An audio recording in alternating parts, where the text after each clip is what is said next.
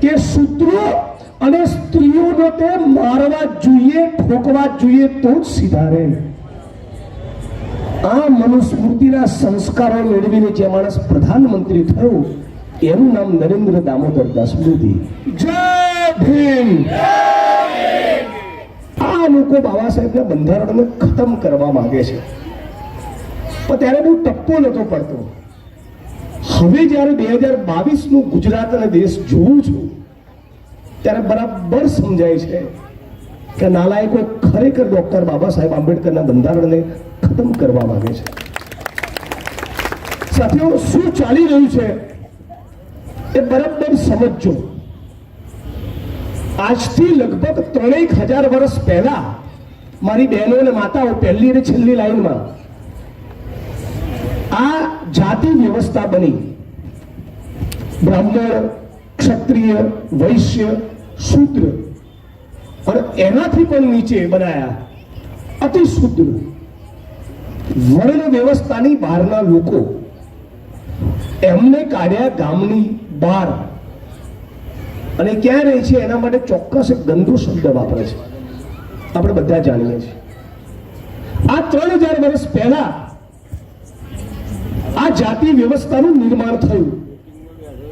આ ભૂમિમાં જાતિવાદ શરૂ થયો. આની સામે ગૌતમ બુદ્ધ નામના એક મહાપુરુષે એક જંગ છેડ્યો કે બે આ નહીં ચાલે. મનુષ્ય માત્ર સમાન હોવો જોઈએ, ઊંચ નીચના કોઈ વાડા હોવા જોઈએ નહીં. આ જાતિ વ્યવસ્થાને ખતમ કરવી પડે.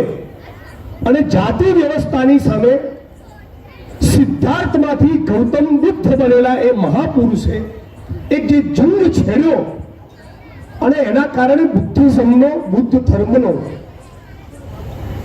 ધર્મનો એ ફિલોસોફીનો, એ વિચારધારાનો એવો પ્રચાર થયો કે દુનિયાના અનેક દેશોમાં એ વિચારધારા ફેલાઈ કે જગતના જે પણ ખૂણામાં હોય મનુષ્ય માત્ર સમાન.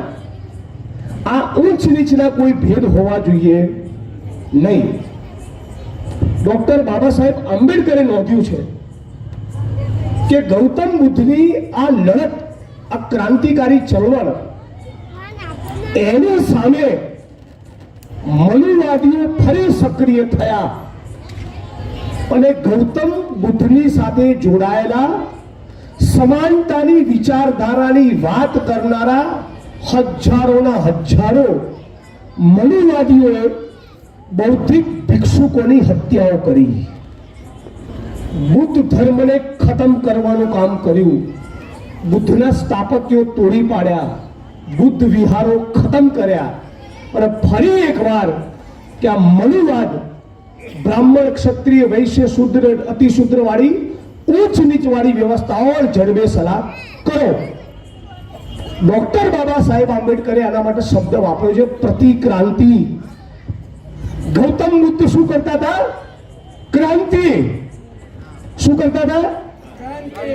અને એમના આખા મિશનને ઉલટાવી નાખ્યું આ મનુવાદીઓએ. અને બરાબર સ્ટડી કરીને બાબા સાહેબે અભ્યાસ કરીને કીધું કે ગૌતમ બુદ્ધના મિશનની ઉપર જે પાણી ફેરવ્યું, એ ક્રાંતિકારી મિશનને ખતમ કરી મનુવાદીઓએ, એને કહેવાય પ્રતિક્રાંતિ. પણ એના પછી કોઈ નાનક પેદા થયા, કોઈ સંત રવિદાસ પેદા થયા, કોઈ કબીર પેદા થયા, કોઈ સૂફી સંતો પેદા થયા, ભક્તિ ચળવળના સંતો, કવિઓ, મહાપુરુષો પેદા થયા. અને ફરી અમને બધાએ સમાનતાની વાત કરી. એટલે તો સંત કબીર કહે છે કે એસો ચાહુ રાજ में, સંત રવિદાસ કહે છે कि ऐसो चाहूं राज में जहां मिले सभी को अन्न, छोटे बड़े सब संग से रविदास रहे प्रसन्न. તમામ એક સરખું સમાનતા ઉપર આધારિત જીવન જીવી શકે. આવી નવી વાત કરી સંત કબીરે કે સાईं इतना दीजिए जामे कुटुंब समाय, मैं भी भूखा ना रहूं, साधु न भूखा જાય. આવી અનેક અદ્ભુત વાતો લઈને આપણી વચ્ચે નાનક આવ્યા, જ્ઞાનદેવ આવ્યા, નામદેવ આવ્યા, તુકારામ આવ્યા, ગુજરાતમાં અખો ભગત થયો, નરસિંહ મહેતા થયા, સંત કબીર થયા, રવિદાસ થયા.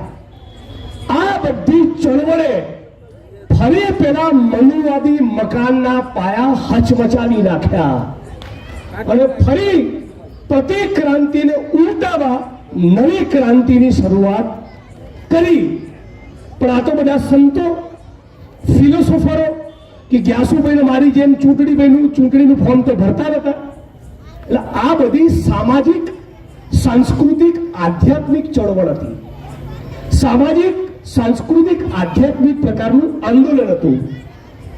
એમાં એક પોલિટિકલ ટચ સાથે આપણી વચ્ચે એક મહાપુરુષ આયા. એનું નામ જ્યોતિબા ફૂલે. એમના માટે એક જબરદસ્ત તાળી થઈ જાય. મારી સમાજના અત્યારના વર્ગીકરણ પ્રમાણે કહીએ તો ઓબીસી સમાજમાં આવે અને ગુલામગીરી નામનું પુસ્તક લખી શૂદ્રો, અતિ શૂદ્રોના દેશની જે સ્ત્રીઓને ગુલામ બનાવી મનુવાદીઓએ ફરી એની સામે જંગ છેડ્યો.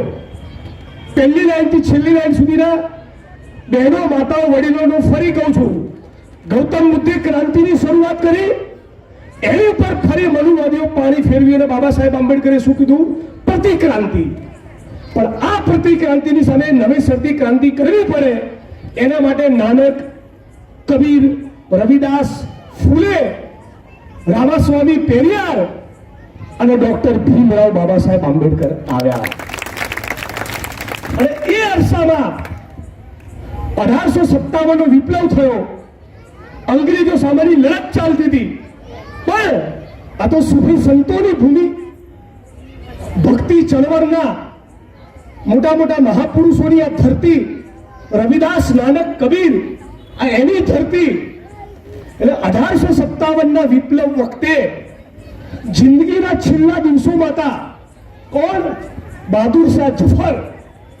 એની જોડે હિન્દુ રાજાઓ ગયા અને કીધું, આ ભારત ભૂમિમાંથી અંગ્રેજોને કાઢી નાખવા માટેની ટીમની રચના કરો, સંઘર્ષનો જન્મ આપો અને એની કેપ્ટનશીપ તમે કરો. કોણ કહેવા ગયું? ઝાંસીની રાણી લક્ષ્મીબાઈ અને બીજા હિન્દુ રાજાઓ. 1857 ના વિપ્લવનું નેતૃત્વ કરવા કોને કીધું? બહાદુર શાહ જફરને.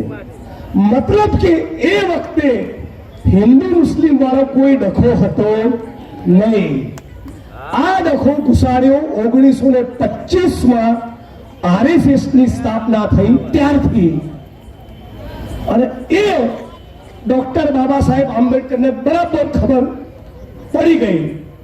અને બાબા સાહેબ આંબેડકરની સાથોસાથ જે સ્વતંત્રતાનું આંદોલન ચાલતું, જેમાં મૌલાના આઝાદ, મોહનદાસ કરમચંદ ગાંધી, સરદાર વલ્લભભાઈ પટેલ, આવા અનેક મહાપુરુષો, લડનારા માણસો હતા.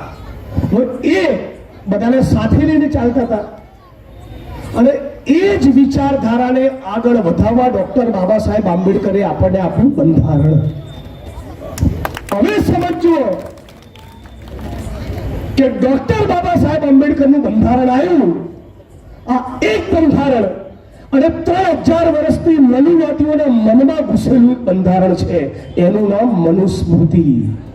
વાત સાચી?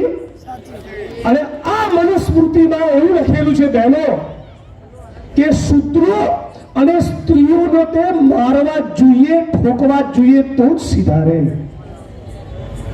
આ મનુસ્મૃતિના સંસ્કારો મેળવીને જે માણસ પ્રધાનમંત્રી થયો એનું નામ નરેન્દ્ર દામોદર દાસ મોદી.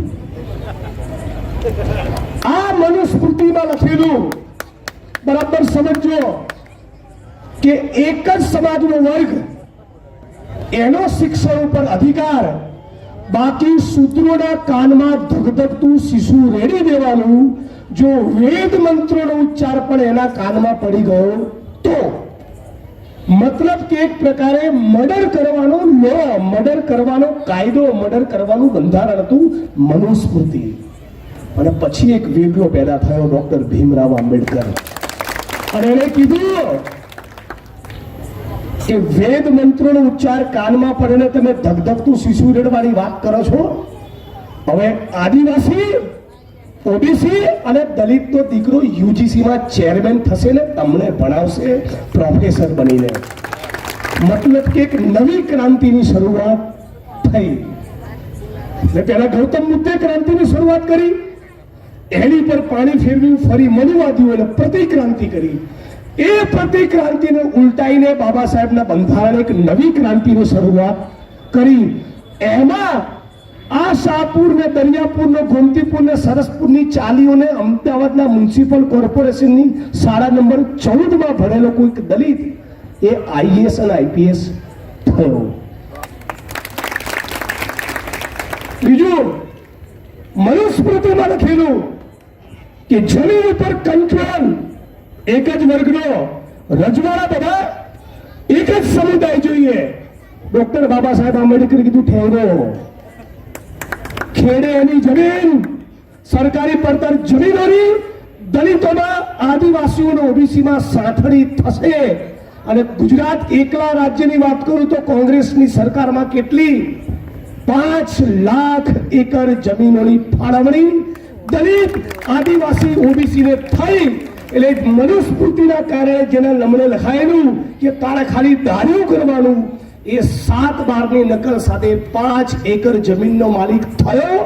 અને એની જમીનમાંથી 2 પાંદડે થયા પછી અમદાવાદ, સુરત, બરોડા, રાજકોટ આવ્યો અને પોતાના દીકરાને ડોક્ટર, એન્જિનિયર અને એમબીબીએસ બનાવ્યો. આ નવી ક્રાંતિની શરૂઆત થઈ. મનુસ્મૃતિમાં લખ્યું છે કે વેપાર કોણ કરશે? ખાલી વૈશ્યો. અને ડોક્ટર બાબા સાહેબ આંબેડકર નામનો વિડીયો આવ્યો, આધુનિક બંધારણ આવ્યું અને દલિતોએ કીધું, આદિવાસીઓએ કીધું, મુસ્લિમોએ કીધું, દેવી પૂજકે કીધું, રાવળે કીધું, કોળી પટેલે કીધું, ઠાકોરે કીધું કે સેટેલાઇટના મોલની અંદર મોંઘામાં મોંઘી 5 કરોડની દુકાન અમે રાખીને મોંઘી બ્રાન્ડની ટી શર્ટ અને જીન્સ અમે પણ વેચીશું. ખાલી વૈશ્યોનો અધિકાર નહીં કે જ ધંધો કરે. મતલબ કે નવી ક્રાંતિ થઈ.